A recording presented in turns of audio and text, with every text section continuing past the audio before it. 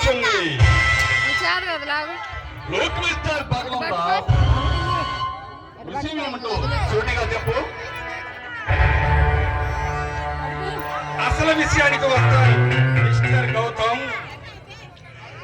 ఈ సిటీలో నాకు 100 లారీలు ఉన్నాయి. వాటిల్లో కొన్ని కందమ చెక్కలు, మరికొన్ని గంజాయి ఆకులు వేసుకొని రవాణా చేస్తుంటాయి. ఆ విషయం ప్రతి డిపార్ట్మెంట్ కి తెలుసు, ప్రతి ఆఫీసర్ కి తెలుసు. తెలిసినా ఎక్కడ ఎప్పుడు ఎవరు ఎవరు మెదపరు.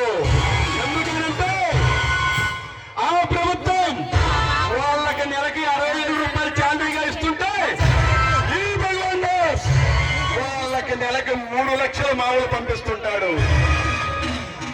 ఈ ప్రభుత్వాల వాళ్ళకి బోనస్ ఇస్తుంటే ఈ భగవాన్ దాస్ నా రెస్టారెంట్ లో వాళ్ళ టేస్ట్ తగ్గట్టుగా కలసరి ప్రోగ్రాలు ఏర్పాటు చేస్తుంటాను.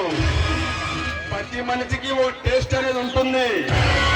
నీ టేస్ట్ ఏందో చెప్పు, నీకు తగ్గట్టుగా అరేంజ్ చేస్తా. అదే నా టేస్ట్ కూడా అది. నాకంటూ కొన్ని సిద్ధాంతాలు ఉంటాయి. నేనెంత జీతం తీసుకుంటాను అంతే పని చేస్తాను. తప్పు చేసిన వాడు ఐపీఎస్ ఆఫీసర్ కానీ ఐఎస్ఐ ఆఫీసర్ కానీ వాడికి పొలిటికల్ పవర్ ఉన్నా, వాడు గొప్ప పొజిషన్ లో ఉన్నా వాడికి సరిపడా శిక్ష వేస్తా. మిస్టర్ గౌతమ్,